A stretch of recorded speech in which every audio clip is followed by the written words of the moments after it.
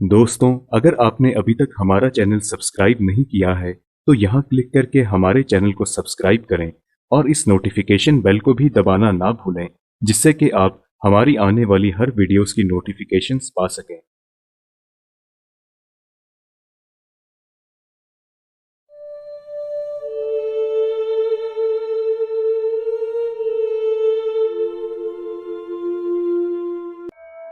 मेरा नाम नीलेश है।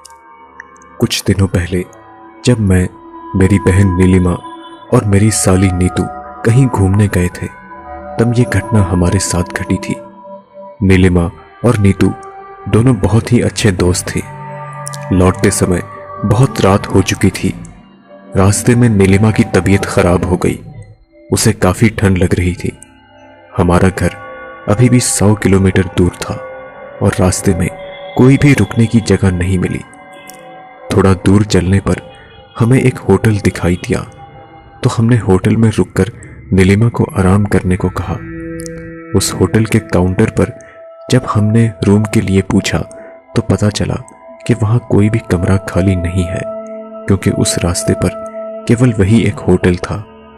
निराश होकर हम वहां से जा ही रहे थे कि तभी होटल के मैनेजर ने हमें बताया कि एक रूम खाली है, रूम नंबर 13। जैसा कि आप सभी लोग जानते हैं कि रूम नंबर 13 को अशुभ माना जाता है और कई होटलों में इस नंबर का कोई कमरा नहीं होता। हमने उस समय अंधविश्वासी बातों को नजरअंदाज करके वो कमरा ले लिया। जैसे ही हम उस रूम में गए तो हमें वहां कुछ अजीब सा लगने लगा। उस कमरे की हालत तो बिल्कुल अच्छी थी, लेकिन ऐसा लग रहा था कि जैसे बरसों से वहां कोई नहीं आया हो। खैर, हमने कुछ ज्यादा नहीं सोचा। मैं नीलिमा के लिए काउंटर से पेन किलर लेने चला गया और वापस आने पर देखा कि वो बालकनी में खड़ी किसी से बातें कर रही थी। मैंने सोचा कि शायद नीतू और नीलिमा दोनों बालकनी में आपस में बातें कर रहे हैं, लेकिन जैसे ही मैं उसके पास गया तो वहां नीलिमा के अलावा और कोई नहीं था।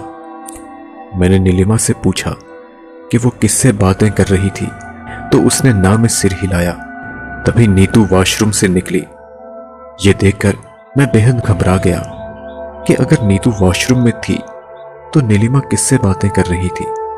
मैंने नीलिमा को टैबलेट दी और सोने को कहा। अब नीतू और नीलिमा दोनों बेड पर सो गए और मैं सोफे पर सो गया।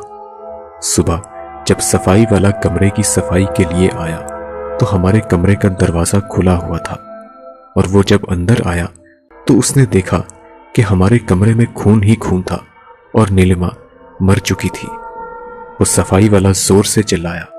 तब मेरी नींद खुली और मैंने देखा कि नीलिमा की मौत हो चुकी थी और नीतू नीचे बेहोश पड़ी थी। मैं जोर जोर से रोने लगा और तुरंत मैनेजर को बुलाया। मैनेजर ने तुरंत एम्बुलेंस को बुलाया और दोनों को हॉस्पिटल ले जाया गया। नीलिमा तो मर चुकी थी, लेकिन नीतू को थोड़ी देर में होश आ गया।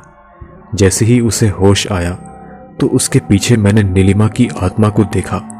वह गुस्से में एक मर्दाना आवाज में बोल रही थी, तूने मुझे मार दिया, अब तू जिंदा नहीं बचेगी। ये कहकर वो गायब हो गई। अब नीतू पूरी तरह डर चुकी थी। मैंने उससे पूछा तो उसने बताया कि रात को वो जब पानी पीने उठी तो देखा कि नीलिमा बालकनी में बैठी कुछ बड़बड़ा रही थी। मैं जैसे ही उसके पास गई और उससे पूछा कि वो यहाँ क्या कर रही है, तो उसने मुझे जोर से धक्का दिया और मेरा सर दीवार से टकरा गया और मैं बेहोश हो गई। और इसके अलावा मुझे कुछ याद नहीं है। हॉस्पिटल से डिस्चार्ज होने पर नीतू मेरे साथ उस होटल में गई और हमने काउंटर पर मैनेजर से बात करने को कहा, तो पता चला कि इस घटना के अगले दिन मैनेजर की भी मौत हो गई। ये सुनकर हम दोनों शॉक्ड हो गए। हमने सफाई वाले से पूछने की कोशिश की तो उसने हमें बताया कि हम जिस कमरे में रुके थे वो प्रेतवादित था और रात में वहां कोई नहीं रुकता, लेकिन मैनेजर ने पैसों की लालच में आकर हमें वो कमरा दे दिया। इस कमरे में पहले भी 2 मौतें हो चुकी हैं। अब सारी बात मुझे समझ में आ गई। इस घटना के बाद मैं गहरे सदमे में चला गया और रात के समय कभी किसी होटल में नहीं रुका। दोस्तों, आप मेरे इंस्टाग्राम अकाउंट पर मुझे फॉलो कर सकते हैं, जहां पर आप मुझे पर्सनली मैसेज भी कर सकते हैं।